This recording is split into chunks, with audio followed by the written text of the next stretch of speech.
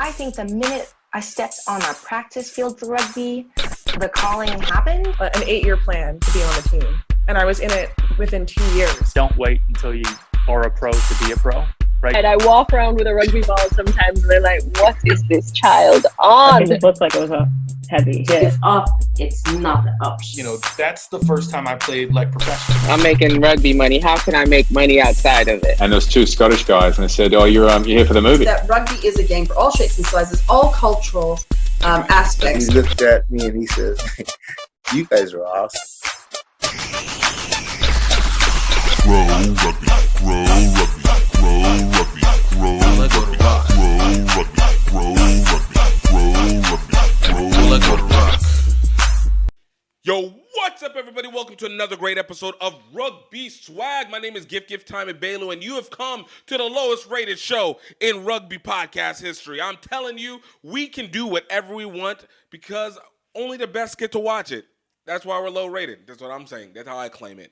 We got a great show. We're going to talk Rugby World Cup Week 1. We're going to talk a little bit of the rugby news that was in the past because, you know what, it's been a while since I got a chance to catch up with you and be able to see you and talk in this manner and put out misinformation with a little bit of real information and then opinions alongside with it. And, of course, what we got for Week 2 of the Rugby World Cup. I'm going to try and get this consistent. I don't do well with the consistency. This is why we're the lowest rated show on rugby podcast history. And don't forget to take that honor all the way with you. Y'all, first and foremost, I'm really excited to be back. Really, really happy to be back. I always enjoy this. It's been a long summer or winter, depending on where you are. I'm in Brazil, so it's been winter time. A lot has happened and not a lot has happened. I like to keep it, nice and inconsistent, all right? But we're back in the new season. New stuff is happening, and we're just going to get wild with this. And thankfully, we're entering to Rugby World Cup, and then right afterward, we got the Olympics. This is about to be a busy 9 months. This is about to get real. This is about to be really, really real. But let's get this started. Third and foremost, please don't forget to tell your people so they can also be part of the lowest rated rugby podcast show in history. Can have them check it out, youtube.com/GiftTimeRugby. Definitely check out the video show or just take a listen and listen on any of your streaming podcasts. I don't even feel like you have to say it's got to be on Apple Plus. It's got to be on Spotify. It's on everything. It's on everything. Amazon. It's on Spotify. It's on Apple. It's on Google. It's on blah, blah, blah. It's on everything. iHeartRadio. It's on everything.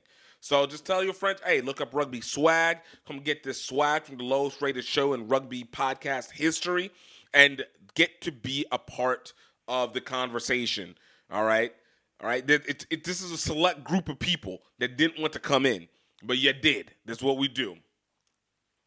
So let's not beat around the bush. Let's get to it.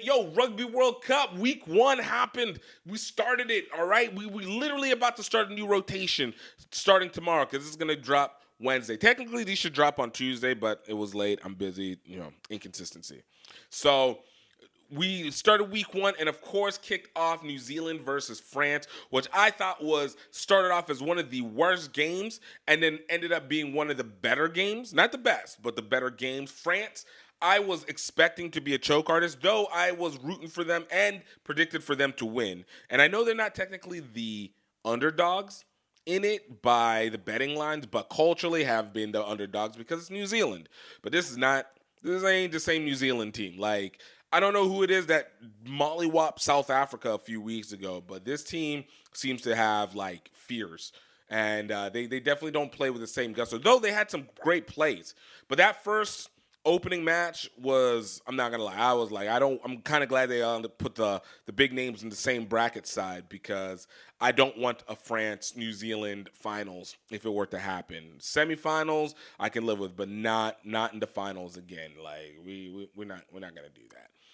But for whatever it's worth, France, nutted up and finally got themselves together, stopped bobbling the ball like they got astroglided hands, and actually were able to make a really legit push in this late second half and show that they're easily the most talented, if not one of the most talented teams in the Rugby World Cup in the world.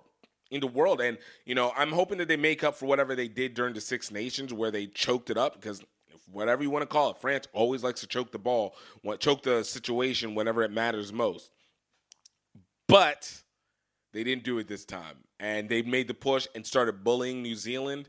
And I even think that New Zealand's substitutions were a bit early considering the situation.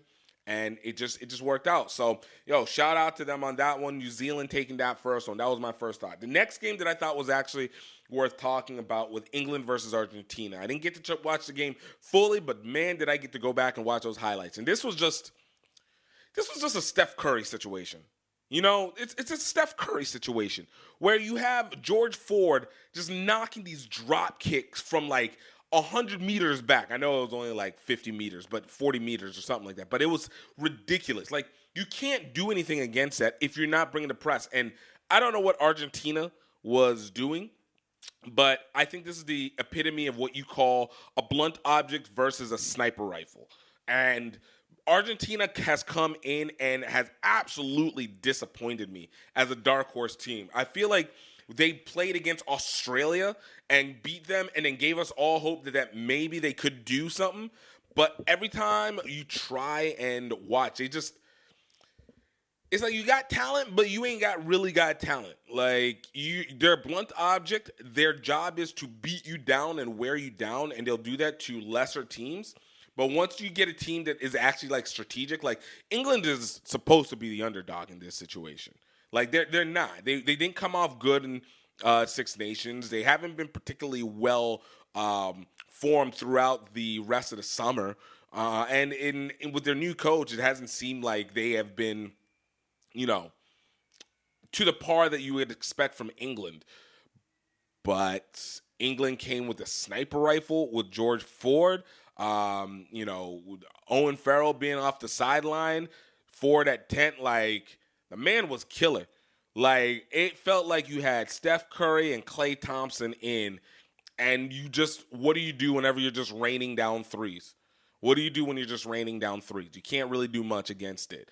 And Argentina just tried to keep hitting the mid-range. Hey, if we run it down, maybe we can do something. And that England defense was not giving them anything because they're snipers.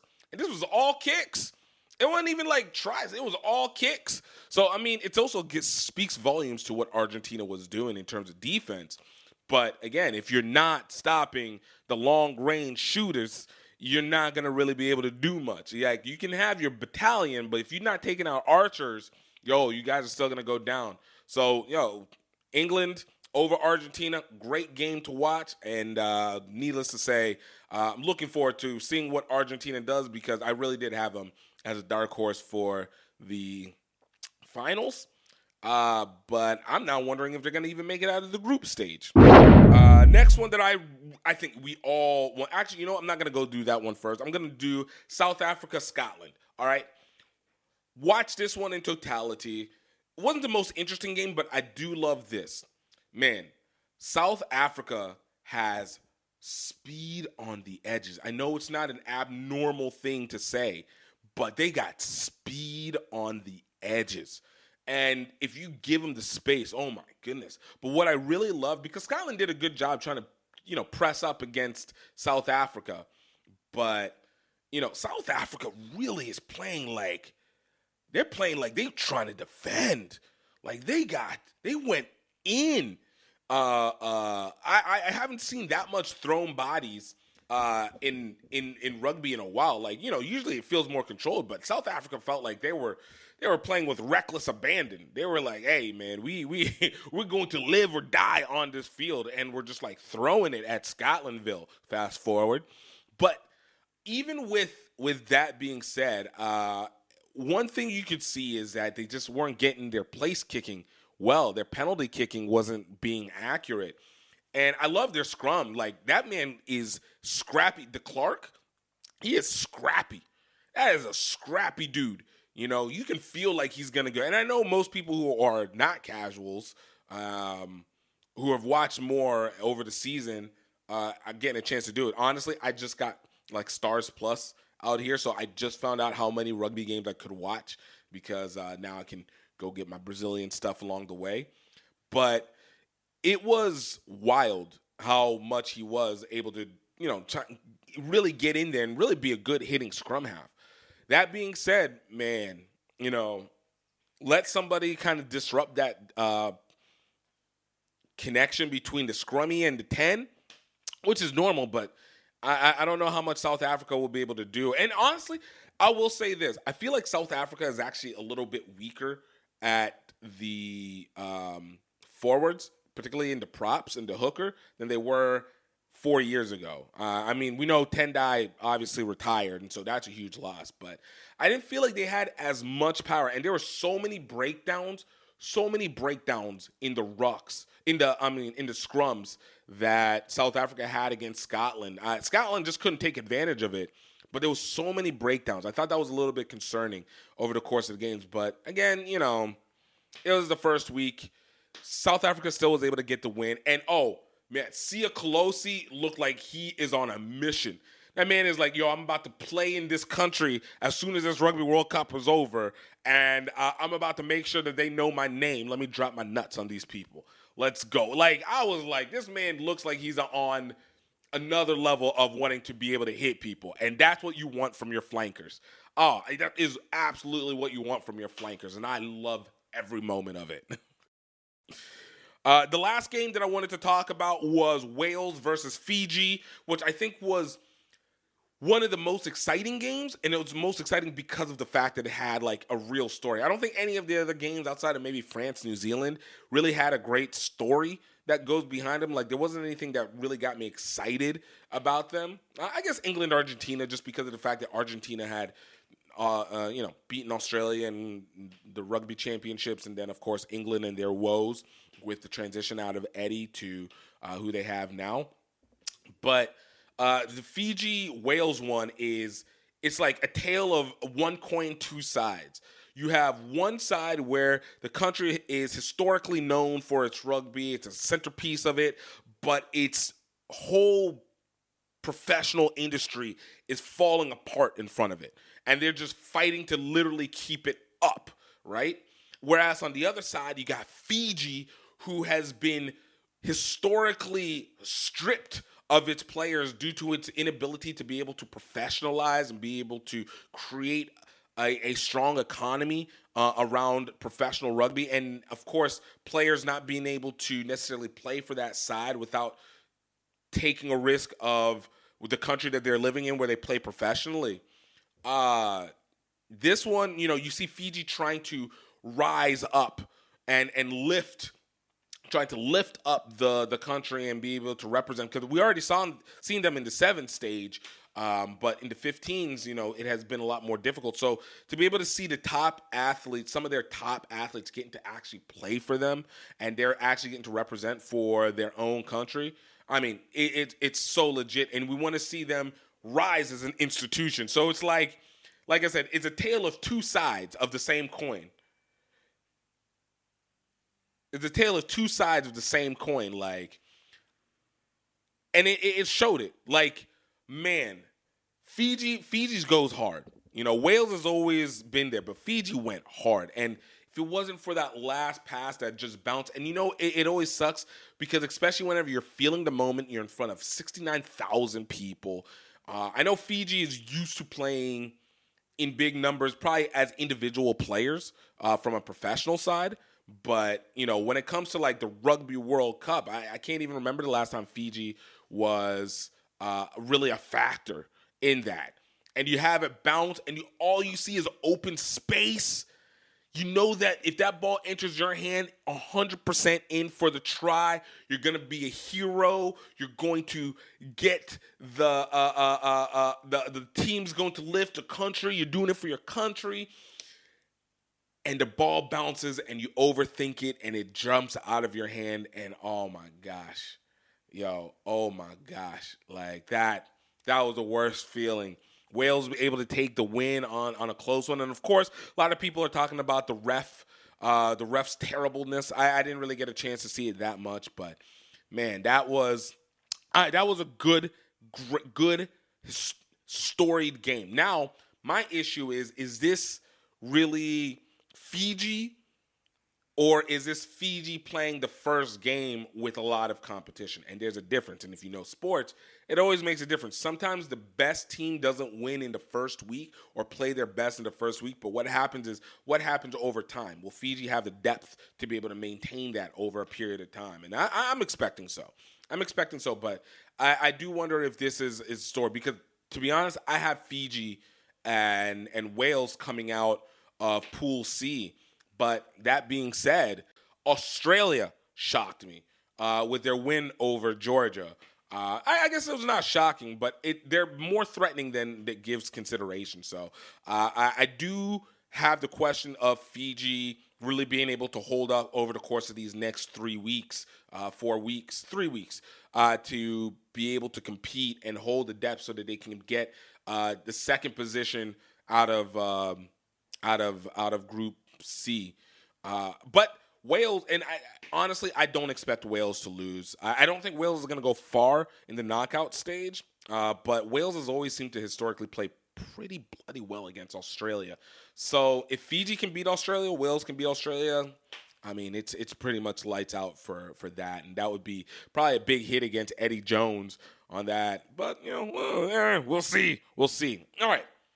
That's enough about talking about last week's Rugby World Cup. I want to bring some quick news, all right, that happened maybe about a week and a half ago. Time changes so fast. About a week ago, World Rugby announced that they are going to be creating, expanding a new streaming service, Rugbypass.tv. So if you didn't already know, last year around October, World Rugby purchased Rugbypass, the well-known rugby streaming subscription channel that basically kind of was doing deeper rugby dives. Primarily was within like New Zealand and those access. I think you could access it everywhere, but mostly New Zealand and England and was a home for most of it. I have not been a huge fan of the purchase, not because I don't think it's a good idea. It's just that I don't trust World Rugby. And so in this, they decided to open up the extent of what Rugbypass can do. Now they're moving it from it being a subscription service to a basically free to air. And if you don't know, Rugbypass / World Rugby also owns into the Rugby Network, which is the MLR's primary streaming network, which is also free. And so I feel like they used the Rugby Network kind of as a testing ground to see what would work if they brought a free to air. And the idea of it is that they want to be able to broadcast the biggest games. Now, on its surface, I actually genuinely think this is a really good idea. I think there's been a lot of games missed, especially from the women's side, where nobody really knows where the game is or there's no real promotion for it. It'll happen on some random YouTube channel, and whether or not it's seen or focused, you just don't know. Even worse is whenever sometimes the games aren't even featured. So I think during the Super Rugby Americas, so many games were not broadcast live for whatever reason, which is a massive loss whenever you're investing in a international competition like that, especially whenever you're trying to be able to build those test matches for the future. And then I think we had things like the Pacific Cup, which was with the women, and Pacific Nations Cup or something like that, where, again, hard to find the games. So to be able to know that there is a specific service that will hold at least those games, and if there's already rights held by another network, those end up getting obviously geographically blocked, but everybody else can know exactly where to go, or you can VPN it and find it in that location anyway. So it works either way. That being said, this is where my trade back goes into, and I think we're seeing it even right now in the Rugby World Cup. World Rugby is notorious for doing a terrible job in distribution in their media, what do you call it? In highlights and videos, basically. like with the Rugby World Cup, they really end up blocking or DMCAing a lot of people for sharing or using footage from the games without their permission on social media. If this was 2012, which, you know, it would make sense because people didn't really know the concept of bootlegging and what would be the impact of being able to share footage. But in 2023, DMCAing clips, I'm not even talking about the broadcast itself, clips of games, the things that people create fame from, the things that we make memes of, the things that you actually use to market your game without actually having to spend money on marketing. They DMAC those things. And I think that is a massive issue. And if World Rugby is doing that with their biggest competition, you know, I feel like they're going to make it worse for the smaller ones that end up being on that platform. On top of that, I also feel like there's this growing concern that they're going to keep trying to eat up more of rugby rights holdings. So especially when it comes to international rugby, technically all these international teams are under the proverbial ownership group of World Rugby. So even though there's individual governing bodies, and yes, they can basically negotiate their own media deals, ultimately they still have like permissions, especially if they've received investment money from World Rugby, that World Rugby still gets first right of refusal in essence, and can come in and deal those media rights themselves. The U.S. has absolutely done it. Of course, we've messed up on so many media rights deals, so it makes sense to do that. But, you know, for especially these smaller countries on the come up, I think that there is always a little bit of a growing concern that if there is events or competitions that they want to do that might not be intended for World Rugby, but they use test rugby teams, I don't know. I feel like World Rugby now has far more control over how they are able to position themselves, and whether that's good, I don't know if that's always good, especially because I don't think World Rugby, though I will give them their credit, they've tried to do better in diversifying the people on their council from different areas of the rugby world, and obviously with women. But I don't think that they have a good handle on countries, mainly with the U.S. and a lot of North America. Really, the Americas in general. I feel like they're not really good with the Americas because they don't know how to deal with us. Even Canada, I think, has its own kind of characteristics. I don't really know because I don't pay attention to Canada like that. Go USA. But I do worry that they're going to create issues that would make it difficult for test teams to be able to participate in other competitions without World Rugby needing to give permission for that. And I know there's governing body stuff has to go with some of it, but that's different. That's still localized. But the idea of Rugbypass.tv, which is active now, you can actually go check it out.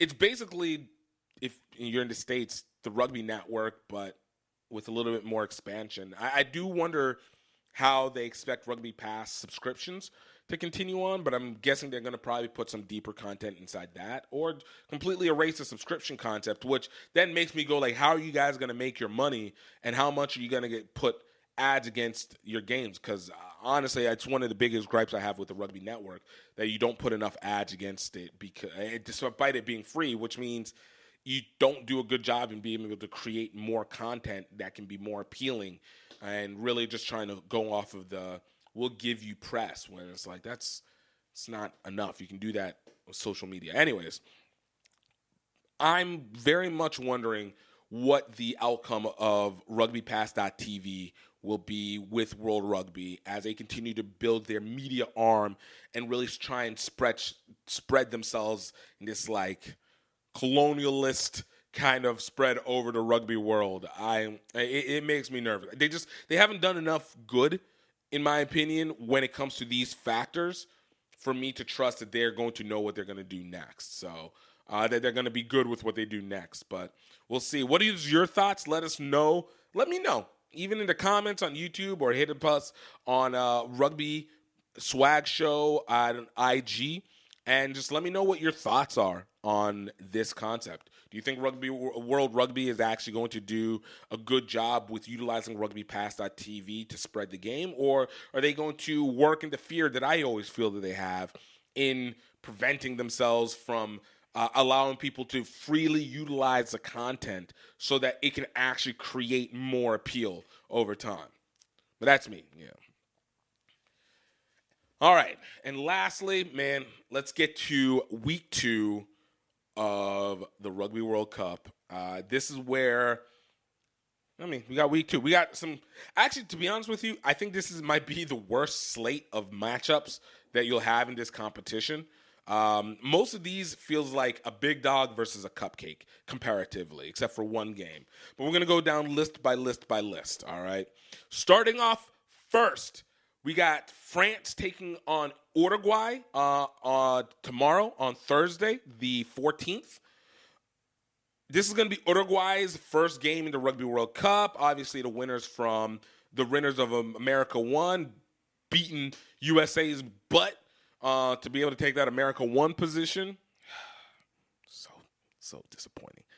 And so France is going to be taking them on. I don't even think this is a competition. France is going to blow Uruguay out. I think they got confidence from New Zealand. They're going to see the depth of their team off of this Uruguay team. Don't get me wrong. Uruguay is a scrappy team. It's just not a competition. Like, France is just entirely too talented. So I actually look at this. This is probably going to end up being something similar to like what was Ireland versus Chile. It didn't even matter who it was. It was a beatdown. I think it was Ireland, Chile. No, that was Japan, Chile. It was Ireland whoop their ass. I look at this, a 52 to 13 match. Like, it's not even going to be a fair competition. Next, we got New Zealand versus Namibia.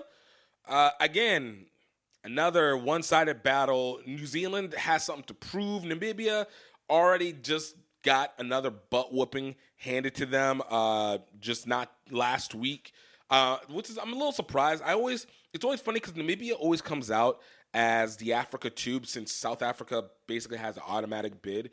They always come out as the Africa 2 naturally, and being the other best 15s, and they just never are good.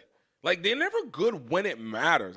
In fact, it doesn't even feel like they increase their levels. Like, South Africa steals from Zimbabwe all the time. Like, you're right there too. This is also a Southern African country. Steal from Zimbabwe. Well, what's going on? Why are you trying to play honorable if South Africa isn't? But New Zealand is going to see what their depth is going to do again. I look at New Zealand to really beat down on Namibia. This one will probably be closer to 35-10 game, and see New Zealand really see if they can get themselves back out of their hole. Third, we got Samoa versus Chile. Samoa is finally entering into the field. This is a team that also is a dark horse to come out of their group stage. Again, another one that we have seen that their players have often only been forced to choose to play for the country that they're playing professionally in. And if they decide to play for Samoa, they'll lose their eligibility to play for the international team of the country that they reside in. But because of the rule change, Samoan players are being able to play for Samoa. I don't think this is going to be a competition. I think Samoa is going to absolutely punch down on Chile. But I'm not sure if this is going to be the best determination of how good Samoa is. Look at this to be 26-15 game. 26-15 game. Chile is still pretty scrappy. I think they learned a lot from their previous competition. And I think they'll come out and at least do a little something. Blunt object. Another blunt object going against another blunt object. I'm interested to see how Samoa will perform. But we know they have the talent, the skills, but it's the confidence and the playing together that's got to come together. Fourth game up, Wales versus Portugal. Again, Portugal, not great. Team that beat the U.S. in the in the post competition, the last competition to get into qualifiers. Wales obviously coming off a tough game against Fiji. While you could say this could be a trap game, but because rugby is so bloody predictable, trap games don't really exist whenever it comes to tier 1 to tier 2 type countries. Not often, unless you're Japan, which is really just a tier 1 at the time, was just a tier 2, tier 1 country masquerading as a tier 2 country because they were able to get, people from overseas and they're professional league and actually have stuff. Wales, I think, is going to also put a beat down on Portugal. I think they're going to see the extent of their depth. They're going to rest their older guys and just really kind of give it a chance for people to really recover themselves. I don't think this is going to be that much of a competition, but I don't think it's going to be that much of a beatdown. Look at that, 30-10. It's going to be bigger score at the back end than it is going to be over the consistency of the game. But 30-10 is what I'm looking at. South Africa versus Romania. Again, I don't know what's going on in week 2, but these are terrible, terrible matchups.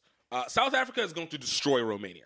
This is going to be like another. It's going to be like the Ireland game. It's going to be like 82-3. It's not even South Africa is going to completely run through them like a drill going into paper. All right, like the big bad wolf did to the sticks of the little pigs. So, not worth going on much more from there. You got Australia. No, actually, I'm going to save that one for last. We have England versus Japan. Now, this is the second best competition that will happen in this matchup, in this week. All right? Japan had a big game, beat Chile, no problem. But this is where you also find out, where England really stands. Japan's got a good team. They have an actually pretty solid team that they're working with. And there have always been spoilers, especially in the group stage. Last competition, Rugby World Cup, it was, South Africa? No, it was Australia that they did it in, and then again a little bit to South Africa. In 7, South Africa for sure. But England, obviously, we saw the great sharpshooting of George Ford. Owen Farrell is still out for this game, so they might keep that lineup that they did for the Argentina game. But Japan is a much better coached team, and they are a much more versatile team and a much more aggressive team than I think Argentina is. I actually think that this game is going to be very close. I don't think Japan is going to get the win on this one. I don't, but I think this is going to end up being like a 16-14 game in England's favor, but really, really eking it out on that one. And if it were to go the other way in that same score, I wouldn't be surprised. But I'm going to lean England on this, 16-14, 2-point win. I don't know what the spread is. I don't care what the spread is. But I look at that. England for the win, 16-14. And then last, we got Australia versus Fiji, which I think is the most pivotal match in this entire competition. All right? Because it will be the one that has so many determining story factors. Number one, did Eddie take this RWC seriously, or is he really just waiting for 2027 and seeing what these guys are going to be able to do? Number two, is Fiji for real as this experiment of allowing players to play for their own teams? Which means, does this mean that you can use Fiji as a actual building ground for creating business, rugby business, and really building around them? And does that make them also a tier 1 nation? While it doesn't answer all those questions at once, if Fiji wins this, I feel like they're basically a lock for getting out of the group stage, being in the top 2 of their group. If Australia does, I think that, ironically, is probably going to be the biggest upset. Because while Australia has a history on their side, this team hasn't been good. Again, the Georgia game isn't a great competition, and honestly, they struggled more than I would have expected them to against Georgia. And Georgia is a good team, don't get me wrong, but they struggled more than I expected them to. But Australia obviously has the history on their side. You have the money. They have talent. But they haven't been a great talent the last few years. Obviously, this is why Eddie Jones kicked in over the summer, because they needed to see what Australia can do. They needed some new coaching blood in there. And, this is a tough one. I'm actually going to go Fiji for the win in a 21-14 game. I do feel Australia has depth, but I think Fiji has the will.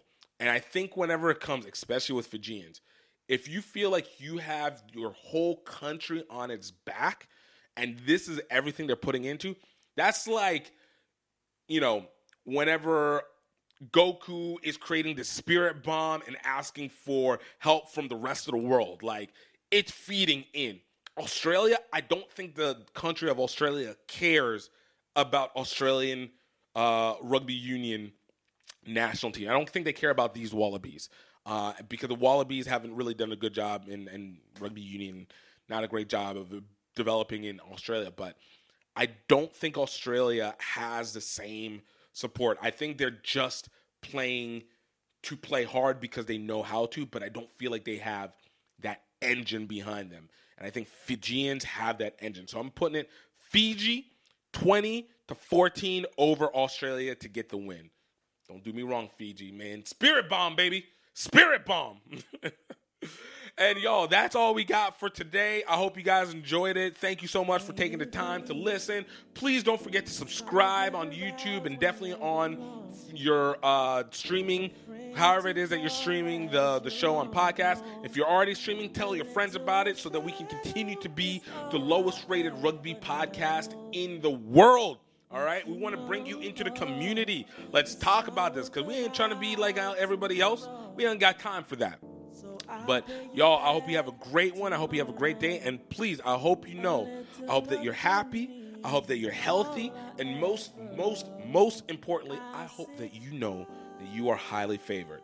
Until next time, y'all, talk to you later. Cheers.